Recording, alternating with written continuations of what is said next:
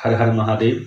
संवत 2081 ईस्वी सन 2024 में कार्तिक अमावस्या 31 अक्टूबर और 1 नवंबर को 2 दिन प्रदोष काल में व्याप्त हो रही है। इस स्थिति के कारण समाज में भ्रम की स्थिति है कि किस दिन दीपावली मनाई जाए, 31 अक्टूबर को मनाएं या 1 नवंबर को मनाएं। तो सबसे पहले हम ये जानें कि धर्मशास्त्रों के अनुसार हमको दीपावली के दिन कब क्या करना चाहिए।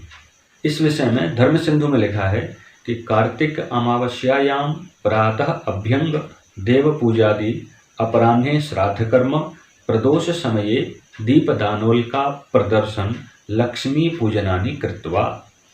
अर्थात कार्तिक अमावस्या में प्रातः काल में अभ्यंग स्नान करना चाहिए। अभ्यंग का मतलब मांगलिक पदार्थों से उपटन आदि से स्नान करना चाहिए। देव पूजा करनी चाहिए। अपराह्न काल में दोपहर के बाद का जो समय है उसमें पितृ पूजा श्राद्ध कर्म करना चाहिए। प्रदोष काल में यानी कि सूर्यास्त के बाद दीपदान लक्ष्मी पूजा आदि करनी चाहिए, पटाखे आदि चलाने चाहिए और रात्रि काल में जागरण करना चाहिए। अब ये जो 2 दिन दीपावली का जो भ्रम है इसको व्यवस्थित करने के लिए सबसे पहले हम देखते हैं कि 31 अक्टूबर और 1 नवंबर दोनों दिन अमावस्या की गणितीय स्थिति क्या है। यहाँ पर यह अवश्य ध्यान रखा जाए कि पूरा विचार दृक् सिद्धांत और दिल्ली स्थल के अनुसार किया जाएगा। तो अमावस्या प्रारंभ हो रही है 31 अक्टूबर 2024 गुरुवार को शाम को 3:53 से और समाप्त हो रही है अगले दिन 1 नवंबर 2024 शुक्रवार को रात्रि 6:17 पर। और 1 नवंबर को 2024 का जो दिल्ली का सूर्योदय है वो 6:37 पर है और सूर्यास्त है 5:32 पर।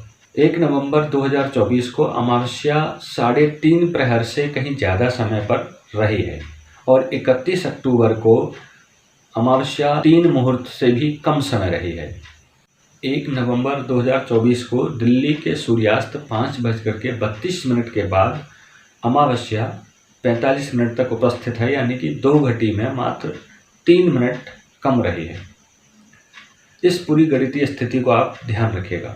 अब आगे विचार करते हैं कि पहले भी दिन प्रदोष काल में अमावस्या होने पर और दूसरे दिन भी प्रदोष काल में अमावस्या होने पर किस दिन दीपावली मनाई जाए। इस विषय में शास्त्रों का क्या निर्देश है।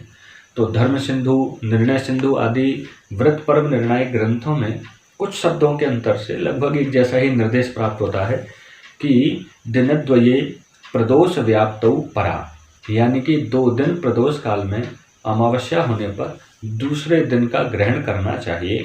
आगे कहा गया है पूर्वत्रैव प्रदोष व्याप्तौ लक्ष्मी पूजादो पूर्वा अभ्यंग स्नानादो परा, यानी कि यदि ऐसी स्थिति बने कि पहले ही दिन प्रदोष में अमावस्या हो और दूसरे दिन प्रदोष काल में अमावस्या न हो तो पहले दिन प्रदोष काल में लक्ष्मी पूजन कर लेना चाहिए और दूसरे दिन प्रातः काल अमावस्या के समय में अभ्यंग स्नान उबटन आदि से स्नान करना चाहिए। अब यहाँ पर इससे एक बात तो स्पष्ट हो गई कि अभ्यंग स्नान करने के लिए, उबटन आदि से मांगलिक स्नान करने के लिए प्रातः काल में अमावस्या का होना आवश्यक है।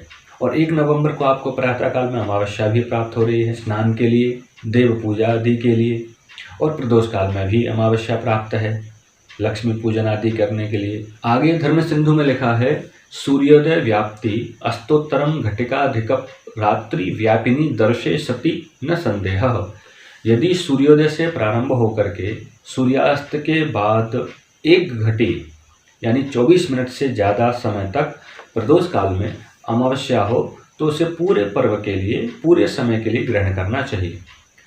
यहाँ पर कुछ महानुभावों का ये विशेष आग्रह है कि पहले दिन पूरे प्रदोष काल में, फिर निश्चित यानी कि आधी रात के समय में अमावस्या है, इसलिए पहले दिन दीपावली होनी चाहिए।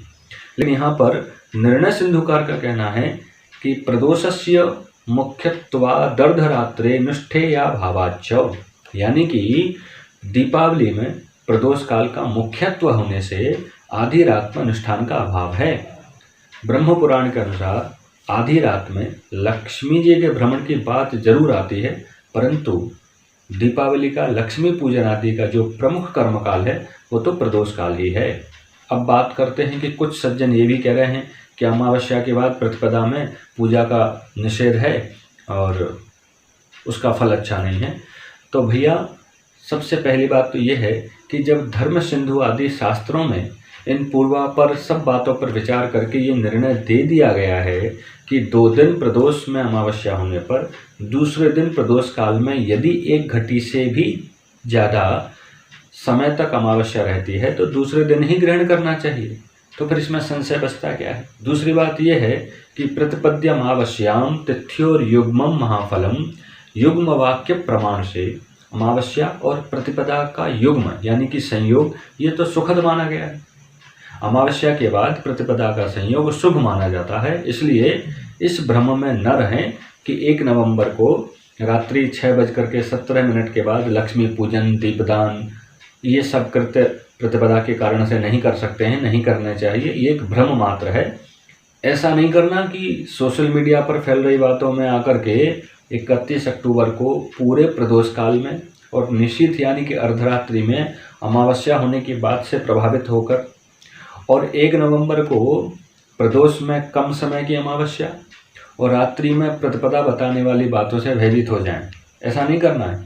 और सबसे महत्वपूर्ण बात तो ये है कि धर्म सिंधु में लिखा है दीपावली संज्ञके यत्र यत्रान्हि स्वाति नक्षत्र योगस्तस्य प्राशस्त्यातिशयः, अर्थात धनत्रयोदशी, नरक चतुर्दशी या दीपावली में से जिस किसी भी दिन स्वाति नक्षत्र का योग हो वो दिन अति श्रेष्ठ हो जाता है।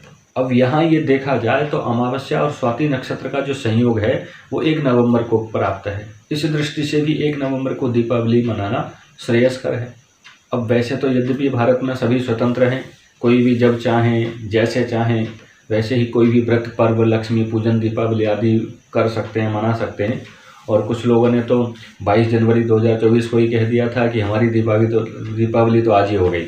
अब इसके बाद भले ही कोई राजनेता सार्वजनिक मंच से प्रभु श्री राम, सीता, लक्ष्मण जी का अपमान कर दे तो कर दे, उनके लिए कोई चिंता की बात नहीं है। उनका राम मंदिर बन गया और अब राम मंदिर बनाने का ठप्पा लगाने वाली पार्टी का कोई नेता यदि खुले मंच से भी राम जी का अपमान कर दे तो कोई बात नहीं। तो भैया हमारे स्वाध्याय और दृक् सिद्धांत और दिल्ली स्थल के गणित के आधार पर इस पूरे विवेचन का व्रत पर्व निर्णायक ग्रंथों के आधार पर और सूक्ष्म दृक् गणित पर आधारित श्री मार्तंड पंचांग, श्री दिवाकर पंचांग, श्री राजधानी पंचांग, श्री ब्रजभूमि पंचांग, श्री निर्णय सागर पंचांग के अनुसार ये स्पष्ट हो जाता है कि 1 नवंबर 2024 शुक्रवार को दीपावली का पर्व मनाना पूर्ण रूप से शास्त्रोचित है। इसलिए दीपावली पर्व की दृष्टि से 1 नवंबर को निश्चिंत होकर के, निर्भ्रांत होकर के, प्रसन्न मन और उत्साह से प्रातःकाल आभ्यंग यानी मांगलिक पदार्थों से उटन आदि से स्नान करें। परंपरागत रूप से हनुमान जी की, कुल देवी देवता की पूजा करें। संभव हो तो अपराह्न काल में अर्थात दोपहर के बाद के समय में पितृ पूजा, श्राद्ध कर्म आदि करें। विधिवत विस्तार से श्राद्ध कर्म नहीं कर सकते हैं तो आमान्य यानी कि सीधा मतलब सूखा पदार्थ, आटा, दाल, चावल, मसाला आदि दान कर दें। और प्रदोष काल में दीपदान, लक्ष्मी पूजा आदि करके पटाखे चलावें, एक दूसरे को शुभकामनाएं दें। आप सभी को दीपावली के बहुत बहुत शुभकामनाएं, बधाइयाँ। हर हर महादेव।